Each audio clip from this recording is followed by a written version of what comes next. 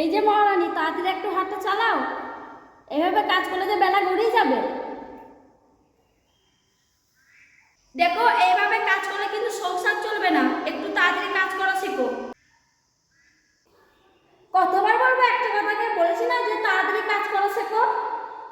আচ্ছা বৌদি, আমিও তো বাড়ির কোনো কাজ ভালো করে পারি না, কিন্তু মা তো কই আমাকে ওইভাবে বলে না, তোমাকে যেভাবে বলছে। আর তোমার কি খারাপ লাগছে না আমার মা তোমাকে ওইভাবে বলছে বলে? কি বলো তো বোনু, তুমি তো এই বাড়ির মেয়ে আর আমি তো এই বাড়ির বৌমা। আর তাছাড়াও আমি কেনই বা কিছু মনে করবো বলো?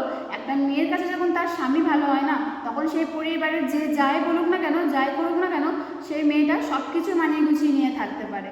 আর তাছাড়াও স্বামী এমন একটা জিনিস যেখানে স্ত্রীর মরার আগে পর্যন্ত সাথে থাকে।